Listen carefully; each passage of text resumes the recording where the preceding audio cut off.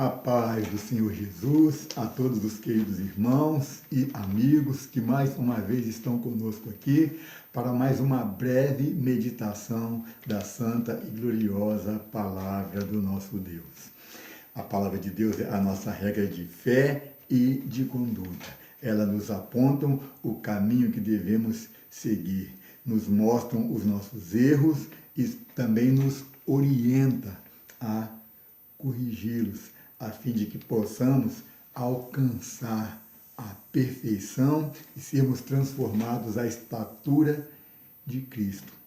E ela também nos orienta com respeito ao nosso comportamento diante de Deus e dos homens, ou a nossa relação com o nosso Deus. Desta vez, eu quero fazer uma pergunta. Estará Deus nessas coisas? Quais coisas? Vamos ver no decorrer desta mensagem. Vamos ler 1 Reis, capítulo 19, dos versículos 8 ao 13. Diz assim: Levantou-se, pois, e comeu e bebeu, e com a força daquela comida caminhou 40 dias e 40 noites até Horebe, o monte de Deus. E ali entrou numa caverna e passou ali a noite. E eis que a palavra do Senhor veio a ele disse: Que fazes aqui, Elias? Ele disse: Tenho sido muito zeloso pelo Senhor, Deus dos exércitos, porque os filhos de Israel deixaram o teu concerto, derribaram os teus altares e mataram os teus profetas à espada. E eu fiquei só, e buscam a minha vida para matirar. E ele lhe disse: Sai para fora e põe-te neste monte perante a face do Senhor.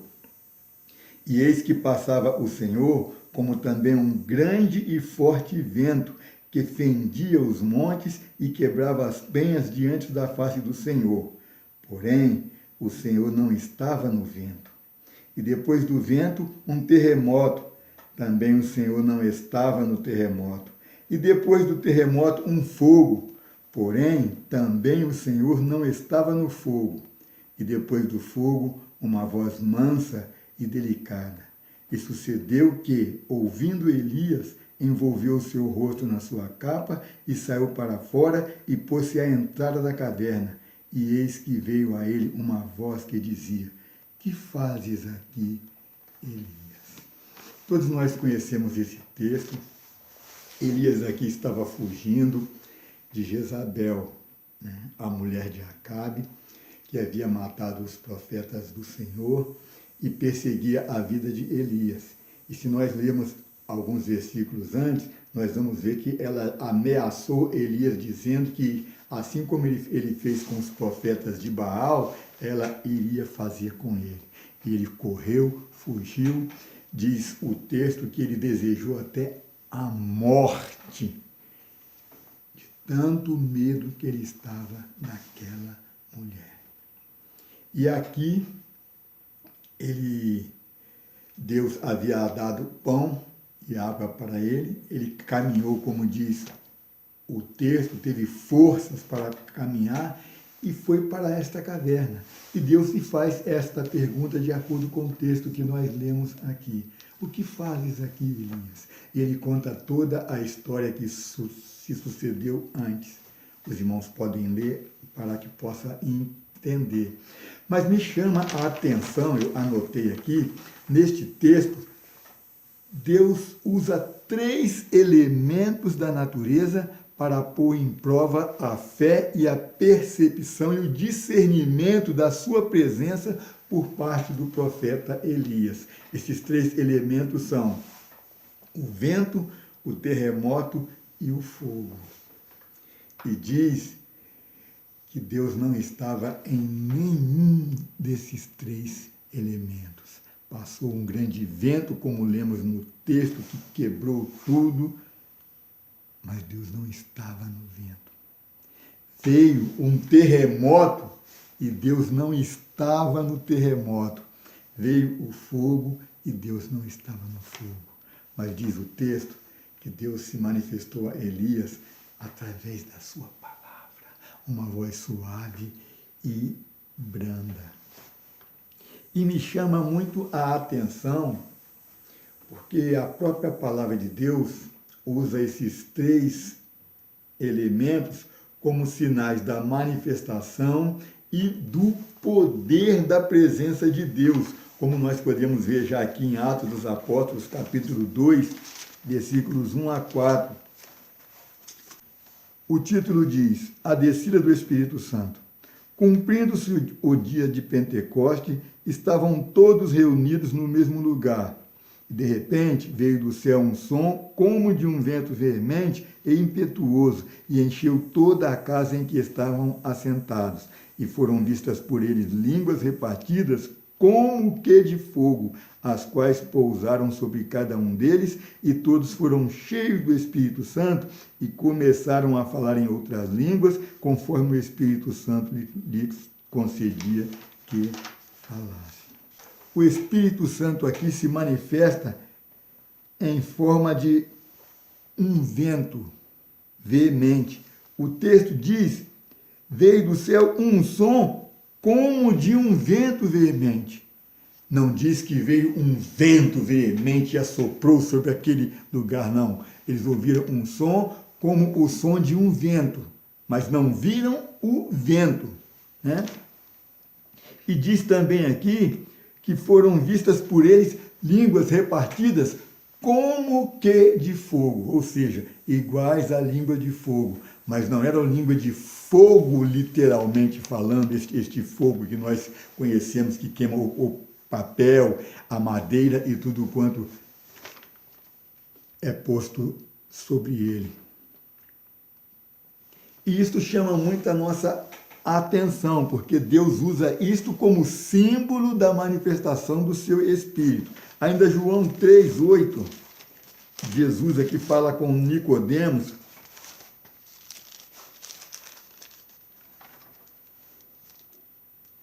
o vento assopra onde quer e ouves a sua voz, mas não sabe de onde vem nem para onde vai. Assim é todo aquele que é nascido do Espírito. Aqui Jesus está dizendo que aquele que é nascido do Espírito é como o vento. Ninguém sabe de onde vem, ninguém sabe para onde vai. Ou seja, não pode ser discernido. É como Paulo diz, parece que é em Coríntios, que o espiritual discerne bem tudo e de ninguém é discernido. Então, vemos aqui o emprego do vento como manifestação do Espírito de Deus, seja no revestimento de poder, que na regeneração do homem, do servo de Deus. Eclesiastes 11:5 nos esclarece muito bem acerca do que Jesus disse para Nicodemos e Paulo também disse aos Coríntios. Diz aqui: assim como tu não sabes qual o caminho do vento, nem como se formam os ossos no ventre da que está grávida, assim também não sabes as obras de Deus que faz todas as coisas. Temos aqui então o vento usado como sinais da manifestação do poder e da presença do nosso Deus. Temos também o terremoto, Atos 16, versículos 25 e 26. Diz aqui: perto da meia-noite, Paulo e Silas oravam e cantavam hinos a Deus, e os outros presos os escutavam. E de repente sobreveio um tão grande terremoto que os alicerces do cárcere se moveram e logo se abriram todas as portas e foram soltas as prisões de todos. Nós conhecemos a passagem. Temos aqui um terremoto como sinal do poder de Deus para libertar os apóstolos da prisão. Ainda capítulo 4, versículo 31, que é muito conhecido também. E tendo eles orado, moveu-se o lugar em que estavam reunidos, e todos foram cheios do Espírito Santo e anunciavam com ousadia a palavra de Deus. Aqui era Pedro e João, depois de terem sido soltos, se reúnem com os discípulos e fazem uma oração para que Deus lhes desse mais poder e autoridade para anunciar a palavra de Deus. E o versículo diz que depois que eles oraram, né? Moveu-se o lugar onde estavam reunidos, ou seja, houve um terremoto e todos foram cheios do Espírito de Deus. Temos ainda Mateus 28, 2. Fala a respeito da ressurreição do Senhor Jesus Cristo. Diz aqui, e eis que houvera um grande terremoto, porque um anjo do Senhor, descendo do céu, chegou removendo a pedra e assentou-se sobre ela. Então Deus usou também este fenômeno da natureza, o terremoto, como manifestação do seu poder e da sua presença. E depois temos o fogo, que é o terceiro elemento. Atos 2, 3, que já foi lida por nós anteriormente aqui. E foram vistas por eles línguas repartidas como que de fogo, as quais pousaram sobre cada um deles. Temos ainda Êxodos, capítulo 3, do versículo 1 e 2, quando Moisés viu que a sarça ardia no fogo, mas não se consumia. Que fogo era esse? Aleluia. Temos ainda o testemunho de João Batista em Mateus 3, versículo 11. E eu, em verdade, vos batizo com água para o arrependimento, mas aquele que vem após mim é mais poderoso do que eu. Não sou digno de levar as suas sandálias. Ele vos batizará com o Espírito Santo e com fogo.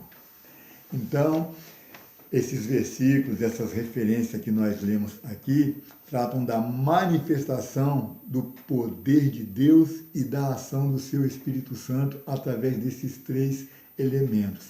Mas esses elementos, irmãos, também são usados para simbolizarem ou representarem, né, castigo da parte de Deus, como a manifestação da grande ira de Deus sobre toda a impiedade dos homens. Nós podemos ver isso em Gênesis 19, versículos 24 e 25, 27 e 28, quando da destruição de Sodoma e Gomorra. Temos também o profeta Elias, quando foi procurado por aqueles 2 capitães com 50 soldados, a mandado do rei para o levar. Disseram, homem de Deus, o rei disse, desce. E ele disse, se eu sou homem de Deus, desça fogo do céu e os consuma a todos vocês. E na mesma hora o fogo desceu e consumiu. Ali já não foi um fogo no sentido espiritual, como no batismo com o Espírito Santo, né? Não, ali já foi um fogo consumidor, como diz Hebreus 12, 29. O nosso Deus é um fogo consumidor. Irmãos, neste texto que lemos de 1 Reis, capítulo 19, versículos 8 a 13, não encontramos ali nenhuma ordenança, nenhuma exortação e nem sequer um único mandamento. É apenas um relato do que viveu o profeta Elias nos dias de Acabe e Jezabel. Mas como diz Romanos, capítulo 14, versículo 5, parte A, que tudo que dantes foi escrito, para o nosso ensino foi escrito, que ensinamentos podemos tirar desta passagem? Ou seja, quais ensinamentos podemos tirar em cima de terremoto, vento e fogo? Curiosamente, irmãos, esses mesmos fenômenos da natureza são usados pelos cristãos atualmente como sinal do poder e da manifestação da presença de Deus. Como, por exemplo, fogo vai descer neste lugar, este local irá tremer. Olha o terremoto. O vento do Espírito vai soprar nesta casa. Amém. Deus é o mesmo, Ele não mudou, Ele fez isso no passado, Ele pode fazer hoje. Mas o problema é como isto vem sendo ministrado atualmente nas igrejas. Muitos estão chamando para si a glória e estabelecendo limites e regras para a manifestação do Espírito Santo e do poder de Deus. E há ainda aqueles que falam como se estivessem dando ordem para Deus. Deus vai fazer, Deus vai operar, Deus vai te dar.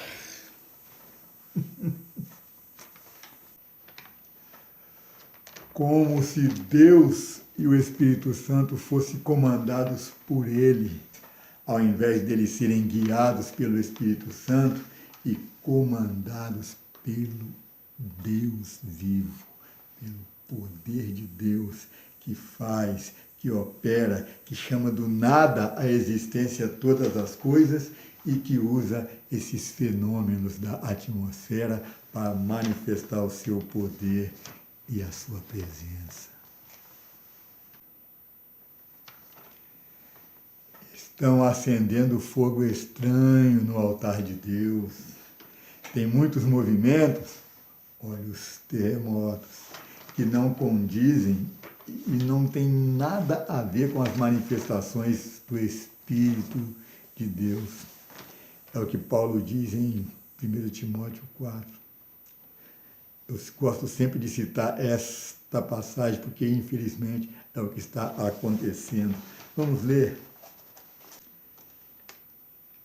Fala da apostasia nos últimos tempos. Mas o Espírito expressamente diz que nos últimos tempos apostatarão alguns da fé, dando ouvido a espíritos enganadores e a doutrinas de demônios, pela hipocrisia de homens que falam mentira, tendo cauterizada a própria consciência. Temos que fazer atenção ao que diz Efésios 4 e 14, para que não sejamos mais meninos inconstantes, levados em roda por todo o vento de doutrina, pelo engano dos homens que com astúcia enganam fraudulosamente. E dentre esses, nós vemos muitos profetas atuais, irmãos, profetas que dão consulta por telefone. Quando ele não liga, alguém liga. Alguém que está aí na prova, quer ouvir a voz de Deus a qualquer custo, ele liga. Quando começa a falar, irmão, queria que o irmão orasse por mim. Aí ele já começa, ó, esse vento vai passar, esse terremoto vai passar, ó, você está na prova de fogo. Aí a pessoa se sensibiliza. Pronto. O peixe já está preso, já vai para o balaio dele. E nós devemos tomar cuidado com isso, irmão. Está sendo muito trabalhado no meio do povo hoje esses dizeres, podemos até chamar gírias evangélicas, né? O terremoto, o fogo, o vento. Mas em 1 Reis diz que Deus não estava nessas coisas. E será que Deus está presente? O título da nossa mensagem diz: estará Deus nessas coisas?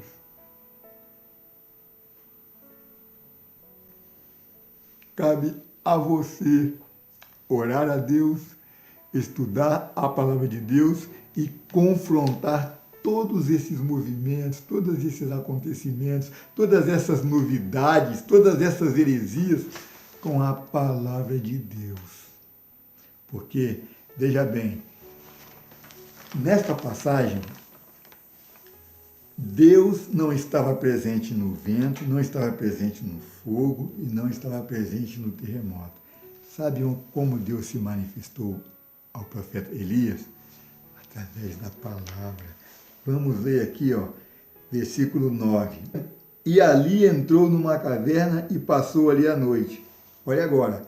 E eis que a palavra do Senhor veio a ele e disse: que fazes aqui, Elias? Olha ainda o versículo 12, só a parte B. E depois do fogo, uma voz mansa e delicada. deu para entender como que Deus se manifesta, como que Deus se faz conhecer através da tua palavra. Eu creio na manifestação do poder, creio que Deus possa sacudir o ambiente, mas quando parte de Deus e não do homem.